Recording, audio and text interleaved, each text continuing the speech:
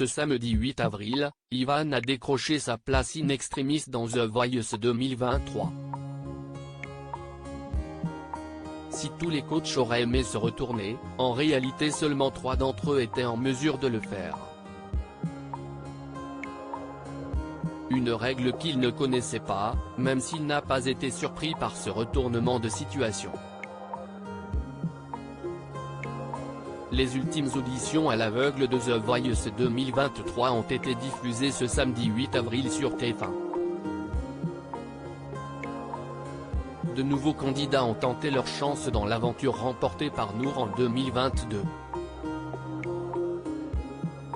Parmi eux, Ivan, un jeune homme de 20 ans qui n'est né pas à son coup d'essai. Toutefois, alors qu'il espérait que tous les coachs se retournent en entendant sa voix atypique, seulement 3, dont Zazie et Big Flo et Oli ont été capables d'appuyer sur leur buzzer. Vianney et Amel Bent, ayant leurs équipes déjà complètes, ont essayé de se retourner. En vain. Après avoir échangé avec le duo et l'interprète de Zen, Ivan a décidé de poursuivre l'aventure avec Zazie. Pour Télé Loisirs, il se confie sur cette nouvelle aventure qui commence. Ivan, The Voice 2023, moyennement bon selon lui, il y a toujours meilleur Télé Loisirs, vous dites dans votre portrait que vous êtes moyennement bon dans plusieurs domaines. Vous n'avez jamais voulu vous perfectionner? Ivan, je me trouve toujours moyen car il y a toujours meilleur. On peut toujours s'améliorer, on n'est jamais au maximum de nos performances. Il n'y a aucun domaine où je suis à la perfection, mais le chant devient le domaine où je suis le meilleur pour moi. Quelle place occupe la musique dans votre vie? Je fais du chant depuis que j'ai 13 ans. À la base, j'ai commencé par la batterie, puis la guitare. Ma sœur trouvait que j'avais un grain de voix, donc j'ai pris des cours dans l'école de musique de mon petit village, en Franche-Comté dans le Jura. J'ai fait des petits concerts devant 25-30 personnes quand j'avais 15 ans. J'adore la scène. Vous faites des études pour devenir ingénieur, mais pourriez-vous tout laisser pour vivre de la musique? Si est mon rêve. Je ne rêve que de ça. Je me lève en me demandant pourquoi je vais en cours. J'aimerais vraiment vivre de cette passion. J'essaye de faire les deux, mais si est assez compliqué car je ne peux pas me concentrer à 100% sur mon objectif. Vous avez interprété votre version de U-Turn de Aaron. Que représente ce choix de chanson? Je n'avais pas d'idée et ma maman m'a suggéré cette chanson qui irait bien à mon grain de voix selon elle. J'ai essayé au piano et j'ai vraiment kiffé la chanson. Plus je la chantais et plus elle résonnait en moi.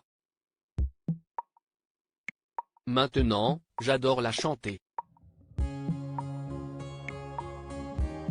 Quand j'ai vu Vianney se retourner sans le siège, j'ai compris qu'il n'y avait plus de place. Qu'avez-vous ressenti quand les fauteuils se sont retournés?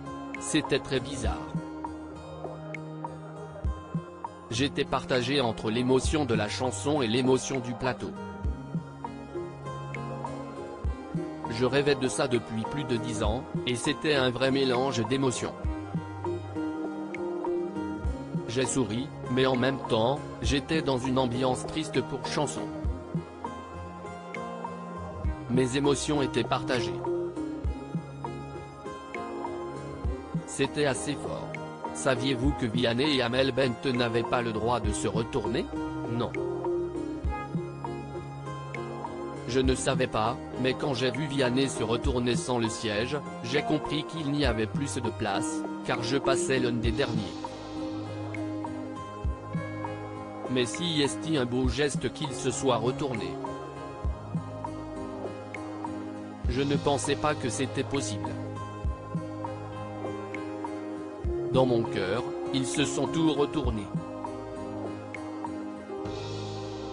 Est-ce que ce n'est pas une certaine déception de passer parmi les derniers?